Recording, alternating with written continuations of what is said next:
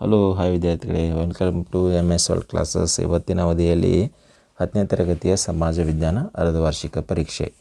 So ಈ ಪ್ರಶ್ನೆ ಪತ್ರಿಕೆಯಲ್ಲಿ ಪಾಠದ ಪ್ರಕಾರ ಯಾವ್ಯಾವ ಕ್ವಶನ್ಸ್ಗಳನ್ನು ಕೇಳಿದ್ದಾರೆ ಮತ್ತು ಅದರ ಉತ್ತರ ಸಹ ಕೊಡಲಾಗಿದೆ. ಸೊ ಕ್ವಶನ್ಸ್ ಯಾವ ರೀತಿ ಬಿಡಿಸಬೇಕು ಮತ್ತು ಎಷ್ಟು ಉತ್ತರ ಬಿಡಿಸಬೇಕು ಅನ್ನೋದನ್ನು ಕೂಡ ಈ ವಿಡಿಯೋದಲ್ಲಿ ಚರ್ಚೆ ಮಾಡೋಣ. ಹಾಗಾಗಿ ಇಂಥ ವಿಡಿಯೋ ಕಾಣಬೇಕಾಗಿತ್ತು ಅಂದರೆ ನಮ್ಮ ಚಾನಲ್ನ ಶೇರ್ ಮತ್ತು ಸಬ್ಸ್ಕ್ರೈಬ್ ಮಾಡಿರಿ. ಇದೇ ರೀತಿ ನಾನು ನಿಮಗೆ ಎಲ್ಲ ವಿಷಯದ ವಿಡಿಯೋಸ್ಗಳನ್ನು ನಮ್ಮ ಚಾನಲ್ನಲ್ಲಿ ಹಾಕ್ತಾಯಿರ್ತೀನಿ. ಸೊ ನೋಡೋಣ ಈ ಪ್ರಶ್ನೆ ಪತ್ರಿಕೆಯಲ್ಲಿ ಏನಿದೆ ಮತ್ತು ಕ್ವಶನ್ಸ್ ಯಾವ ರೀತಿ ಬಿಡಿಸಿದ್ದಾರೆ ಅಂತ. ಸೊ ಇಲ್ಲಿ ಫಸ್ಟ್ ಕ್ವಶನ್ ಏನಿದೆ, ಆಬ್ಜೆಕ್ಟಿವ್ ಕೊಟ್ಟಿದ್ದಾರೆ. ಸೊ ಆಬ್ಜೆಕ್ಟಿವ್ ಕ್ವಶನ್ಸ್ಗಳನ್ನು ಒಂದೊಂದಾಗಿ ನೋಡ್ತಾ ಹೋಗೋಣ. ಬ್ರಿಟಿಷರಿಗೆ ಬಂಗಾಳದಲ್ಲಿ ಮುಕ್ತ ವ್ಯಾಪಾರವನ್ನು ಮಾಡಲು ದಸ್ತಕಗಳನ್ನು ನೀಡಿದ ಮೊಘಲ ದೊರೆ ಯಾರು ಅಂತ ಕೇಳಿದ್ದಾರೆ. ಫಾರೂಕ್ ಶಿಯಾರ್. ಮೊದಲನೇ ಆಂಗ್ಲೋ ಮರಾಠ ಯುದ್ಧದ ಅಂತ್ಯದಲ್ಲಿ ಆದ ಒಪ್ಪಂದ ಸಾಲ್ವಾಯ್. ಇತ್ತೀಚೆಗೆ ಸರ್ಕಾರಿ ಕಚೇರಿಗಳಲ್ಲಿ CC ಕ್ಯಾಮ್ರಾ ಅಳವಡಿಸಿಕೊಳ್ಳುತ್ತಿದ್ದಕ್ಕೆ ಕಾರಣ ಭ್ರಷ್ಟಾಚಾರ. ಸಾಮಾಜಿಕ ಅಸಮಾನತೆಯನ್ನು ಈಗಾಗಲೇ ಸಮಾಜದಲ್ಲಿರುವ ಇದು ಪ್ರತಿಫಲವಾಗಿದೆ. ಅಸಮಾನ ಸಾಮಾಜಿಕ ಅವಕಾಶ. ಚಿತ್ರಕಲಾನೊಬ್ಬ ತನ್ನ ಆತ್ಮ ಸಂತೋಷಕ್ಕಾಗಿ ಚಿತ್ರವೊಂದನ್ನು ಬಿಡಿಸುವ ಕಾರ್ಯದಲ್ಲಿ ತೊಡಗಿಸುವುದು ಸಂಭಾವನೆ ರಹಿತ ದುಡಿಮೆ. ಸಾಮಾನ್ಯವಾಗಿ ಭಾರತದಲ್ಲಿ ಪರಿಸರ ಮಳೆಯು ಈ ಅವಧಿಯಲ್ಲಿ ಬೀಳುತ್ತದೆ. ಬೇಸಿಗೆ ಕಾಲ.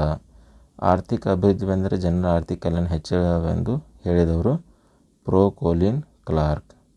ಕಿಸಾನ್ ವಿಕಾಸ್ ಪತ್ರಗಳನ್ನು ನೀಡುವ ಸಂಸ್ಥೆ ಅಂಚೆ ಕಚೇರಿ. ಇನ್ನು ಮೇನ್ ಕ್ವಶನ್ 2 ಹೋಗೋಣ. 1 ಅಂಕದ ಪ್ರಶ್ನೆಗಳು.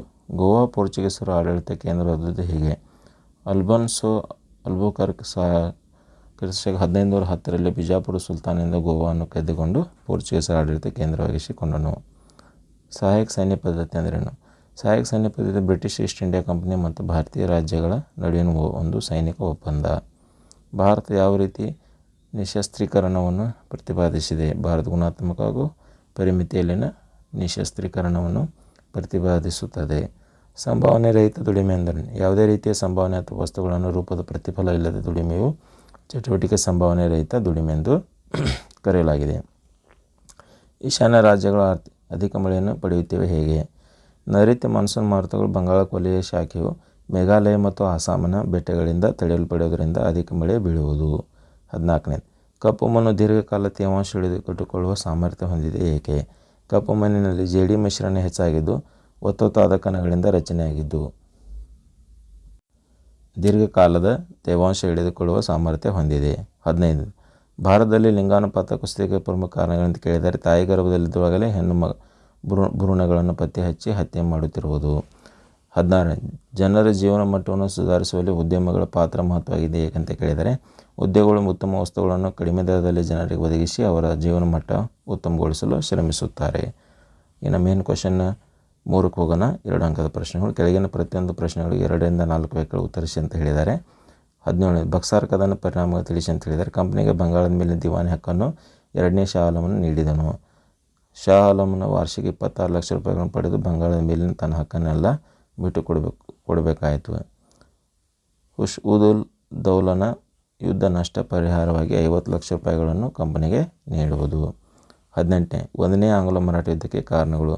ಮೀರ್ ಜಾಫರ್ನ ಮರಣ, ಮಗನಿಗೆ ವಿಶ್ರಾಂತಿ ವೇತನ, ಬಂಗಾಳದ ಪೂರ್ಣ ಆಡಳಿತವನ್ನು ಕಂಪನಿಗೆ ವಹಿಸಿಕೊಂಡಿತ್ತು. ಮೊಘಲ ಚಕ್ರವರ್ತಿಯು ಕೋರ ಮತ್ತು ಅಲಹಾಬಾದ್ಗಳನ್ನು ಮರಾಠಿಗೆ ಕೊಟ್ಟಿದ್ದು ಪೇಶ್ವೆ ಹುದ್ದೆಗಾಗಿ ಮರಾಠರ ಆಂತರಿಕ ಕಚ್ಚಾಟ. ಇನ್ನೊಂದು, ರಘುಬನು ಬ್ರಿಟಿಷರ ಸಹಾಯ ಕೋರಿದ್ದು. 19ನೇ ಪ್ರಶ್ನೆ, ಭಾರತ ವಿದೇಶಾಂಗ ನೀತಿಯ ಉದ್ದೇಶಗಳನ್ನು ಯಾವುವು ಅಥವಾ ಇತ್ತೀಚಿನ ದಿನಗಳಲ್ಲಿ ಚೀನಾದೊಂದಿಗೆ ನಮ್ಮ ಬಾಂಧವ್ಯ ಹರಡಲು ಕಾರಣ ಅಂತ ಕೇಳಿದ್ದಾರೆ. ರಾಷ್ಟ್ರದ ಭದ್ರತೆ, ರಾಷ್ಟ್ರ ಆರ್ಥಿಕ ಸಂವರ್ಧನೆ, ನಮ್ಮ ಮೌಲ್ಯಗಳನ್ನು ಬೇರೆ ದೇಶಗಳಲ್ಲಿ ಬಿತ್ತುವುದು, ಮಿತ್ರ ರಾಷ್ಟ್ರಗಳನ್ನು ಹೆಚ್ಚಿಸಿಕೊಂಡು ವಿರೋಧಿ ರಾಷ್ಟ್ರಗಳನ್ನು ಹತ್ತಿಕ್ಕುವುದು, ವಿಶ್ವ ಶಾಂತಿ ಮತ್ತು ಸಹಬಾಳ್ವೆ. 10ನೇ ಕ್ವಶನ್ದಲ್ಲಿ ಚೀನಾದೊಂದಿಗೆ ನಮ್ಮ ಬಾಂಧವ್ಯ ಹದಗೆಡಲು ಕಾರಣ ಅಂತ ಕೇಳಿದ್ದಾರೆ.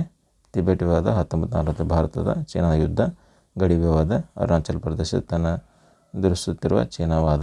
20ನೇ ಪ್ರಶ್ನೆ, ಸಾಮಾಜಿಕ ಸ್ತರವಿನ್ಯಾಸ ಸರ್ವವ್ಯಾಪಕವಾಗಿದೆ ಅಂತ ಹೇಗೆ ಹೇಳುವರಿ ಅಥವಾ ದುಡಿಮೆ ತಾರತಮ್ಯ ವಿವರಿಸಿ ಅಂತ ಹೇಳಿದ್ದಾರೆ. ಇದರ ಉತ್ತರವನ್ನು ಸಹ ವಿದ್ಯಾರ್ಥಿಗಳು ಕೊಡಲಾಗಿದೆ. ಸೊ ನಾನು ಕ್ವಶನ್ಸ್ಗಳ ಬಗ್ಗೆ ಹೇಳಕ್ಕೆ ಹೋಗ್ತೀನಿ, ಅದರ ಅರ್ಥ ಹೇಳ್ತೀನಿ, ಉತ್ತರ ನೀವು ಇಲ್ಲಿ ನೋಟನ್ನು ಮಾಡ್ತಾ ಹೋಗಿ.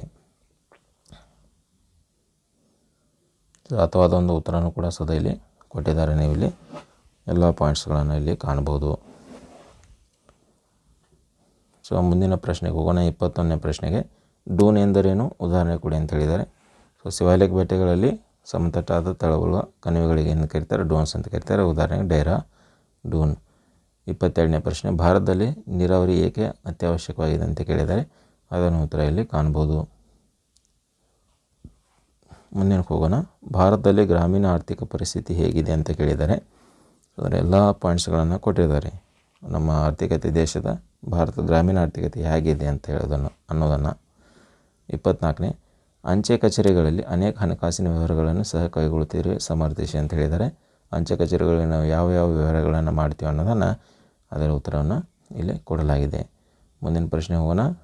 ಮೇನ್ ಕ್ವಶನ್ 5 3 ಅಂಕದ ಪ್ರಶ್ನೆಗಳು.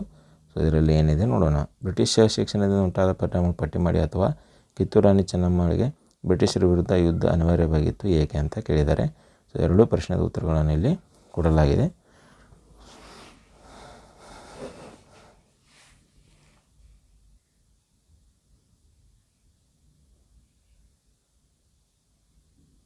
ಸೊ 26ನೇ ಪ್ರಶ್ನೆಗೆ ಹೋಗೋಣ. ಬ್ರಹ್ಮ ಸಮಾಜದ ಬೋಧನೆಗಳನ್ನು ವಿವರಿಸಿ ಅಂತ ಹೇಳಿದ್ದಾರೆ. ಸೊ ಬ್ರಹ್ಮ ಸಮಾಜದ ಬೋಧನೆಗಳು ಏನೇನಿದ್ದು ಅನ್ನೋದನ್ನು ಪಾಯಿಂಟ್ಸ್ ಆಗಿ ಕೊಡಲಾಗಿದೆ, ನೀವು ಇಲ್ಲಿ ಕಾಣಬಹುದು. ಸೊ ಮುಂದಿನ ಕ್ವಶನ್ಗೆ ಹೋಗೋಣ. 1858ರ ಬ್ರಿಟನ್ ರಾಣಿ ಘೋಷಣೆಯಲ್ಲಿದ್ದ ಅಂಶಗಳೇನಂತ ಕೇಳಿದ್ದಾರೆ. ಸೊ ಇಲ್ಲಿ ಘೋಷಣೆಗಳಿದ್ದ ಅಂಶಗಳು ಏನೇನಿವೆ ಅನ್ನೋದನ್ನು ಕೊಡಲಾಗಿದೆ. ಅನ್ಯ ರಾಷ್ಟ್ರಗಳೊಂದಿಗೆ ಉತ್ತಮ ಬಾಂಧವ್ಯ ಅವಶ್ಯಕ ಏಕೆ ಅಂತ ಕೇಳಿದ್ದಾರೆ. ಸೊ ಉತ್ತಮ ಬಾಂಧವ್ಯ ಮಾಡಬೇಕಾಗಿತ್ತು ಅಂದರೆ ಬೇರೆ ದೇಶದೊಂದಿಗೆ ಯಾಕೆ ಅಂತ ಕೇಳಿದರೆ ಅದರೆಲ್ಲ ಉತ್ತರ. 29ನೇದು, ಸಾಮಾಜಿಕ ಸ್ತರವಿನ್ಯಾಸದ ಲಕ್ಷಣಗಳು ಯಾವಂತ ಕೇಳಿದ್ದಾರೆ. ಸೊ ಸಾಮಾಜಿಕ ಸ್ತರವಿನ್ಯಾಸದ ಲಕ್ಷಣಗಳನ್ನು ಪಾಯಿಂಟ್ ವೈಸ್ ಕೊಡಲಾಗಿದೆ. ಮಣ್ಣಿನ ಸವೆತವನ್ನು ನೀವು ಹೇಗೆ ತಡೆಗಟ್ಟಬಹುದು, ಮಣ್ಣಿನ ಹರಿಯುವಿಕೆಯನ್ನು ಹೇಗೆ ತಡೆಗಟ್ಟಬೇಕು ಅನ್ನೋದನ್ನು ಕೇಳಿದ್ದಾರೆ. ಸೊ ಅದರದ ಯಾವ ರೀತಿ ತಡೆಗಟ್ಟನ್ನು ಆನ್ಸರನ್ನು ನೀಡಲಾಗಿದೆ. 30ನೇ, ಭಾರತದಲ್ಲಿ ಅರಣ್ಯ ನಾಶಕ್ಕೆ ಕಾರಣಗಳು ಅಥವಾ ವಿವಿಧೋದ್ದೇಶ ನದಿ ಕಣಿವೆ ಯೋಜನೆಗಳು ಉದ್ದೇಶಗಳು ಅಂತ ಕೇಳಿದ್ದಾರೆ. ನಮ್ಮ ದೇಶದ ಅರಣ್ಯ ನಾಶ ಆಗಲು ಕಾರಣ ಅಂತ ಅದರದ್ದು ಆನ್ಸರ್ ಕೊಡಲಾಗಿದೆ. ವಿವಿಧೋದ್ದೇಶ ನದಿ ಕಣಿವೆ ಯೋಜನೆ ಕೂಡ ಅದರದ್ದು ಉತ್ತರವನ್ನು ಕೊಡಲಾಗಿದೆ. ಸೊ ಮುಂದಿನಕ್ಕೆ ಹೋಗೋಣ. ಲಿಂಗ ಸಮಾನತೆ ಹೇಗೆ ಸಾಧಿಸುವುದು ಅಥವಾ ಗ್ರಾಮೀಣ ಅಭಿವೃದ್ಧಿಯ ಮಹತ್ವ ಕುರಿತು ವಿಶ್ಲೇಷಿಸಿ ಅಂತ ಹೇಳಿದ್ದಾರೆ. ಲಿಂಗ ಸಮಾನತೆ ಹೇಗೆ ಸಾಧಿಸುವುದು ಅಂತ ಕೇಳಿದ್ದಾರೆ. ಅದನ್ನು ಮತ್ತು ಗ್ರಾಮೀಣ ಅಭಿವೃದ್ಧಿ ಮಹತ್ವ ಕೂಡ ಕೇಳಿದ್ದಾರೆ. ಇದರ ಆನ್ಸರ್ ಇಲ್ಲಿ ಕೆಳಗಿದೆ. ಸೊ ಮುಂದಿನಕ್ಕೆ ಹೋಗೋಣ. ಬ್ಯಾಂಕ್ ಖಾತೆಯನ್ನು ತೆರೆಯುವ ವಿಧಾನವನ್ನು ವಿವರಿಸಿ ಅಂತ ಹೇಳಿದ್ದಾರೆ. ಅಥವಾ ಯಾರೇ ಒಬ್ಬ ಮನುಷ್ಯನಾಗಲಿ ಉದ್ಯಮಿಯನ್ನು ಸ್ಥಾಪಿಸಲು ಇಷ್ಟಪಟ್ಟಲ್ಲಿ ಸಲಹೆ ಸೌಕರ್ಯಗಳಿಗೆ ಆರಿಸಿಕೊಳ್ಳಬೇಕಾದ ಸಂಸ್ಥೆಗಳು ಯಾವುವು ಅಂತ ಕೇಳಿದ್ದಾರೆ. ಬ್ಯಾಂಕ್ ಖಾತೆ ಹೇಗೆ ತೆಗೆಯಬೇಕು ಅನ್ನೋದನ್ನು ಕೊಟ್ಟಿದ್ದಾರೆ ಮತ್ತು ಸಲಹೆ ಸಂಸ್ಥೆಗಳಿಗೆ ಹೇಗೆ ಸಹಾಯ ಪಡಬೇಕು ಅನ್ನೋದನ್ನು ಇಲ್ಲಿ ಆನ್ಸರನ್ನು ಕೊಡಲಾಗಿದೆ. ಸೊ ಈಗ ಮೇನ್ ಕ್ವಶನ್ 5ಕ್ಕೆ ಹೋಗೋಣ. ಕೆಳಗಿನ ಪ್ರತಿಯೊಂದು ಪ್ರಶ್ನೆಗೆ 8ರಿಂದ 10 ವ್ಯಾಖ್ಯೆಗಳು ಉತ್ತರಿಸಿ ಅಂತ ಹೇಳಿದ್ದಾರೆ. ಸೊ ಅದರಲ್ಲಿ 34ನೇದು, 4ನೇ ಆಂಗ್ಲೋ ಮೈಸೂರು ಯುದ್ಧದ ಬಗ್ಗೆ ವಿವರಿಸಿ ಅಥವಾ 1850ಗೆ ರಾಜಕೀಯ ಮತ್ತು ಆಡಳಿತಾತ್ಮಕ ಕಾರಣಗಳನ್ನು ತಿಳಿಸಿ ಅಂತ ಹೇಳಿದ್ದಾರೆ. ಸೊ 4ನೇ ಆಂಗ್ಲೋ ಮೈಸೂರು ಯುದ್ಧದ ಕಾರಣಗಳು ರೀ. ತದನಂತರ 1857ರ ದಂಗೆಯ ಕಾರಣಗಳು ಕೂಡ ಇಲ್ಲಿ ಆನ್ಸರನ್ನು ಕೊಡಲಾಗಿದೆ. ಅದರಲ್ಲಿ 2 ಕಾರಣಗಳನ್ನು ಕೊಟ್ಟಿದ್ದಾರೆ. ಒಂದು ರಾಜಕೀಯ ಕಾರಣಗಳು, ಆಮೇಲೆ ಆಡಳಿತಾತ್ಮಕ ಕಾರಣಗಳನ್ನು ಕೊಟ್ಟಿದ್ದಾರೆ.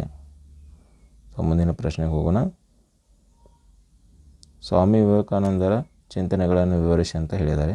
ಸೊ ಸ್ವಾಮಿ ವಿವೇಕಾನಂದರ ಚಿಂತನೆಗಳು ಏನೇನಿದೆ ಎಂಬುದನ್ನು ಇಲ್ಲಿ ಉತ್ತರ ಸಹಿತವನ್ನು ಕೊಡಲಾಗಿದೆ. ಸೊ 36ನೇ ಪ್ರಶ್ನೆ ನೋಡಿ. ಭಾರತದಲ್ಲಿನ ನಿರುದ್ಯೋಗ ಬಗ್ಗೆ ಬರೆಯಿರಿ ಅಂತ ಹೇಳಿದ್ದಾರೆ. ಸೊ ಅವರು ನಿರುದ್ಯೋಗ ಬಗ್ಗೆ ಕಾರಣಗಳು ಏನು ಅನ್ನೋದನ್ನು ಇಲ್ಲಿ ಕೊಟ್ಟಿದ್ದಾರೆ. 37ನೇ ಪ್ರಶ್ನೆ ನೋಡಿ. ಮುಂಗಾರು ಬೆಳೆ ಮತ್ತು ಹಿಂಗಾರು ಬೆಳೆ ನಡುವೆ ವ್ಯತ್ಯಾಸವಿದೆ ಅಂತ ಹೇಳಿದ್ದಾರೆ. ಸೊ ಈ ಪ್ರಶ್ನೆ ನಿಮಗೆ ಕೊಟ್ಟಿದ್ದೀನಿ ವಿದ್ಯಾರ್ಥಿಗಳು. ಇದರ ಉತ್ತರವನ್ನು ನೀವು ಅದನ್ನು ಬರೆಯಿರಿ. 38ನೇ ಭಾರತ ನಕ್ಷೆಯನ್ನು ಬರೆದು ಇವುಗಳನ್ನು ಗುರುತಿಸಿ ಅಂತ ಹೇಳಿದ್ದಾರೆ. ಸೊ ಇವುಗಳನ್ನು ನೀವು ಭಾರತ ನಕ್ಷೆಯನ್ನು ತೆಗೆದು ಅದರ ಭಾಗಗಳನ್ನು ಯಾವ ಭಾಗ ಕೊಟ್ಟಿದ್ದಾರೆ ಅಲ್ಲಿ ಅದನ್ನು ಗುರುತಿಸಿ. ಸೊ ಇಲ್ಲಿ ಮಟ್ಟ ವಿದ್ಯಾರ್ಥಿಗಳು ಇದು ಎಲ್ಲ 10ನೇ ತರಗತಿ ಸೋಷಿಯಲ್ ಸೈನ್ಸದ ಒಂದು ಕ್ವಶನ್ ಪೇಪರ್ ರೀ. ಸೊ ಎಲ್ಲ ಇಂಪಾರ್ಟೆಂಟ್ ಕ್ವಶನ್ಸ್ಗಳನ್ನು ಕೂಡ ಇವೆ ಇದರಲ್ಲಿ. ನೀವು ಇದನ್ನು ಯೂಸ್ ಮಾಡಿದ್ರೆ ನಿಮಗೆ ಎಕ್ಸಾಮ್ಗೆ ಎಲ್ಲ ಕ್ವಶನ್ಸ್ಗಳು ಹೆಲ್ಪ್ ಆಗುತ್ತವೆ. ಸೊ ಮುಂದಿನ ವೀಡಿಯೋನಲ್ಲಿ ಏನು ಮಾಡ್ತೀನಿ, ಇದ್ರ ಬಗ್ಗೆ ಮಹತ್ವದ ಇಂಪಾರ್ಟೆಂಟ್ ಕ್ವಶನ್ಸ್ಗಳು ಏನಿವೆ ಸೋಷಿಯಲ್ ಸೈನ್ಸ್ನಲ್ಲಿ ಬರುವಂಥ ಪಾರ್ಟ್ ವೈಸ್ ಇಂಪಾರ್ಟೆಂಟ್ ಕ್ವಶನ್ಸ್ಗಳ ಬಗ್ಗೆ ಚರ್ಚೆ ಮಾಡೋಣ. ಸೊ ಅಲ್ಲಿ ಮಟ್ಟ ನಮ್ಮ ಚಾನಲನ್ನು ಶೇರ್ ಮತ್ತು ಸಬ್ಸ್ಕ್ರೈಬ್ ಮಾಡಿರಿ.